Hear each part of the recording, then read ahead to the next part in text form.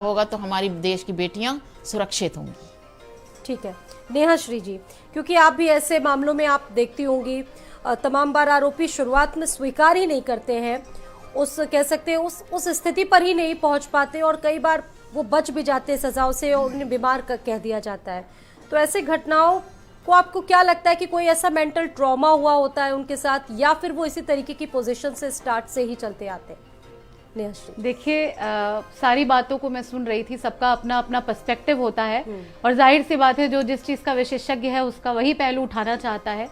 लेकिन मैं भी अपने प्रोफेशन से जो मेरा अनुभव मैं कहना चाहती हूँ कि किसी भी चीज़ को अगर हमें सिखाना है तो हमें बच्चे को हम उपहार भी देते हैं, और अगर हमें उसका गलत भाव हटाना है तो हम उसको सम टाइम पनिशमेंट भी देते हैं। तो मुझे ऐसा लगता है कि पनिशमेंट ज़रूरी है, लेकिन पनिशमेंट अगर डिले होती है या बहुत डिले होती है तो उसका रेलेवेंस खत्म हो जाता है और उसका इम्पैक्ट और उस जितनी देर वो प्रोसेस में जाता है उसके बीच में न जाने कितनी घटनाएं और अकर हो जाती हैं। तो यहाँ पर कानून और प्रोसीजर और पुलिस और कोर्ट बहुत बात का विषय है, लेकिन मुझे जितने लोग यहाँ पे अभिभावक सुन रहे हैं मैं उनसे कहना चाहती हूँ कि आप अपने बच्चों के साथ वक्त बिताएं, उनके हाव भाव को नोटिस करें, उनसे खुलकर बात करें और उनको ये विश्वास दिलाएं कि वो जो भी बात कहते हैं उनको सुनेंगे। कम से कम उनके मन में जो चीजें हैं वो आपको पता तो चलेंगी। जो बच्चे अपने माँ बाप के साथ रह रहे हैं उनको तो चलिए बहुत कुछ पता भी चल जाता है, लेकिन जो बच्चे बाहर रह रहे हैं, ये केस भी बाहर का है कि दोनों साथ रहते थे, दूर रहते थे, तो कहने का मतलब ये है कि एक कम्युनिकेशन परमानेंट बने रहना बहुत जरूरी है।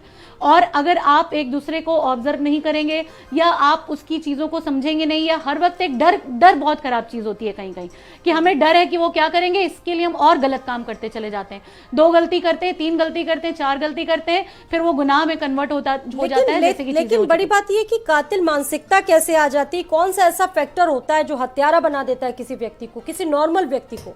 देखिए, कातिल बना देना एक बहुत बड़ी चीज है कि एक टर्मिनोलॉजी हम लोग यूज करते हैं जिसको हम कहते हैं जिद।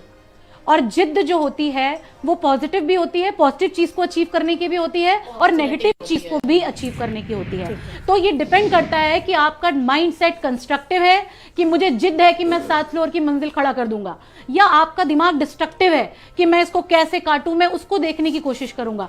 कि अगर किसी बच्चे को कह दिया जाए कि आप प्रोजेक्ट बनाओ तो वो ये ढूंढने की कोशिश करेगा कि मैं लकड़ियों से इसको कैसे बनाऊं।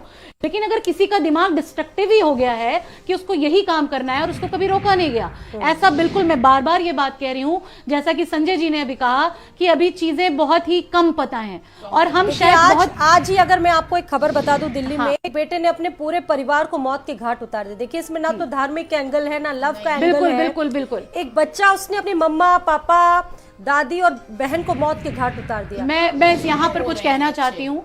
आपने जो बात कही, अगर कोई बच्चा इस तरह का कृत्य कर रहा है, बच्चा कर रहा है, बड़ा कर रहा है, अगर बच्चा शब्द का इस्तेमाल हो रहा है तो हमारे जहन में 12-13 साल की तस्वीर सामने उभर के आती है। अगर कोई इस तरह का कृत्य कर रहा है तो मैं उस परिवार के लोगों से पूछना चाहती हूँ कि क्या कभी उसने इसके पहले एग्रेशन घर में नहीं दिखाया? क्या कभी उसने बदतमीजी आपके साथ नहीं की, या कभी उसने तोड़फोड़ नहीं की, या किसी से अब्यूजिव भाषा का इस्तेमाल नहीं किया, या आपको हार्म पहुंचाने की कोशिश नहीं की? ऐसा बिल्कुल भी नहीं है। ऐसा जो एग्रेशन में ये कृत्य करते हैं या फिर वो खुद को भी सुसाइड करते हैं, मैं दोनों की बातें कर रही हूं।